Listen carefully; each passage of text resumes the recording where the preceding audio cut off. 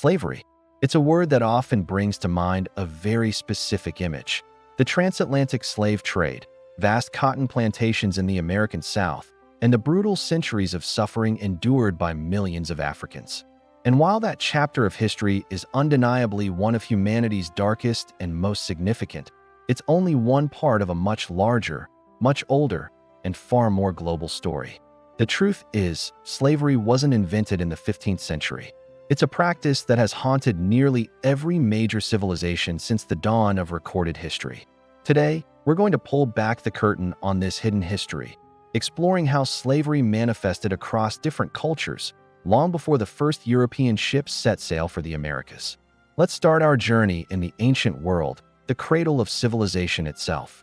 In Mesopotamia, home to the Sumerians, Akkadians, and Babylonians, slavery was a well-established part of society.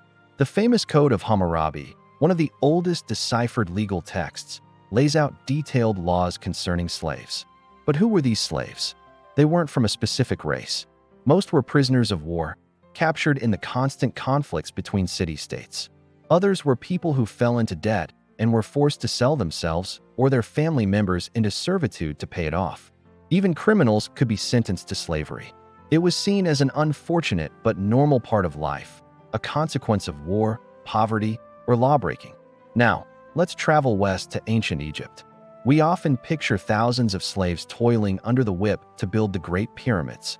But modern archaeology and historical records paint a different picture. The pyramids were largely built by paid, skilled Egyptian laborers who were respected for their work. However, slavery absolutely existed in Egypt. Similar to Mesopotamia, the main source was warfare. Egyptian pharaohs would return from victorious campaigns with thousands of captives from Nubia, Libya, or the Levant. These individuals would then serve in the households of the wealthy, work in mines and quarries, or serve in the temples of the gods. Their lives were difficult, but it wasn't the large-scale, chattel slavery system we might imagine. What about the civilizations that gave us democracy and philosophy? In ancient Greece, particularly in Athens, slavery was the engine of the economy. It's estimated that at its peak, as much as a third of Athens' population were slaves. This vast workforce allowed citizens, the free men, to have the leisure time to engage in politics, art, and philosophy. Without slaves running farms, working in mines, and managing households, the golden age of Athens as we know it might never have happened. These slaves were from all over the known world: Thracians, Scythians, Anatolians, mostly captured in war or by pirates. It's a stark paradox. The birthplace of democracy was fundamentally dependent on the complete denial of freedom to a huge portion of its people. The Romans took slavery to an entirely new scale. The expansion of the Roman Republic and later the Empire was fueled by relentless conquest, which brought in an almost unimaginable number of captives. From Gaul to Greece, from Britain to North Africa, conquered peoples were enslaved by the hundreds of thousands. Slaves in Rome did every conceivable job. They were gladiators fighting for their lives in the Colosseum, educated Greeks serving as tutors to the children of the elite, and countless others working on massive agricultural estates known as latifundia. The sheer scale and brutality of Roman slavery led to several famous slave revolts, the most legendary being the one led by the gladiator Spartacus. His rebellion shook the foundations of the Republic and serves as a powerful reminder that the human spirit will always fight for freedom. Moving away from Europe and the Mediterranean, let's look at Asia. In ancient China, slavery also had a long history, dating back to at least the Shang dynasty. State-owned slaves were often criminals or their families, forced to work on massive construction projects like the Great Wall or the Grand Canal. Private slaves, on the other hand, were typically sourced from debtors or through kidnapping and served wealthy households. During periods of instability and warfare, the number of people forced into slavery would skyrocket. Similarly, in ancient India, various forms of bondage and servitude existed, often tied to the caste system and debt. Now let's cross the ocean, long before Columbus. Many people are surprised to learn that slavery was also practiced among indigenous civilizations in the Americas. The Aztec Empire, for example, had a complex system. People could be sold into slavery as punishment for certain crimes or to pay off debts. However, Aztec slavery had some unique features.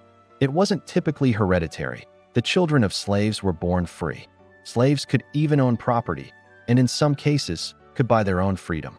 The primary source, again, was warfare, with captives from rival city-states often becoming slaves or, in some cases, victims of human sacrifice. What about the Islamic world?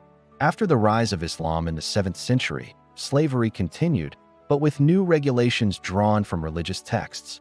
The Quran encouraged the freeing of slaves as an act of piety and laid out rules for their humane treatment. However, it didn't abolish the practice. One of the largest and longest-lasting slave trades in history was the Arab slave trade, sometimes called the Trans-Saharan or Indian Ocean slave trade. For over 1,000 years, it transported millions of people, primarily from sub-Saharan Africa, but also from Eastern Europe and Central Asia, to markets in North Africa, the Middle East, and even India.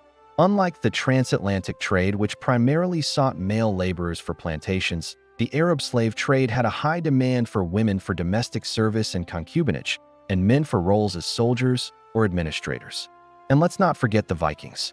These legendary Norse seafarers were not just raiders and explorers, they were also prolific slave traders. During their raids on Britain, Ireland, and continental Europe, they captured countless people, whom they called thralls. These thralls were taken back to Scandinavia to work on farms or sold in slave markets that connected the Norse world to the Byzantine Empire and the Islamic caliphates. In fact, a significant portion of the Viking economy was built on the trafficking of human beings. So why is this hidden history so important? First, it shows us that slavery is not a unique evil of one race or one civilization. It's a human problem, a dark temptation that has emerged again and again whenever one group has the power to dominate another. Second, understanding this global context doesn't diminish the horrors of the transatlantic slave trade. If anything, it highlights its unique brutality. The transatlantic trade was distinct in its immense scale over a shorter period, its racialized nature, where slavery became synonymous with African identity, and its development into a system of chattel slavery where people and their children were legally defined as property for eternity. It was an industrial-scale system of human exploitation unlike almost anything that had come before. By exploring the long, global history of slavery, we gain a more complete and nuanced understanding of our shared human past. It's a history filled with pain and exploitation, but also with incredible stories of resistance, resilience, and the unquenchable desire for freedom. It forces us to confront uncomfortable truths about the foundations of many of the world's greatest civilizations and serves as a powerful lesson for our present and our future. We must remember this history in all its forms to ensure that we continue to fight for a world where every single person is free. Thanks for watching. If you found this journey through history insightful, please hit the like button, subscribe to the channel, and ring the bell so you don't miss our next video. We'd love to hear your thoughts in the comments below. See you next time.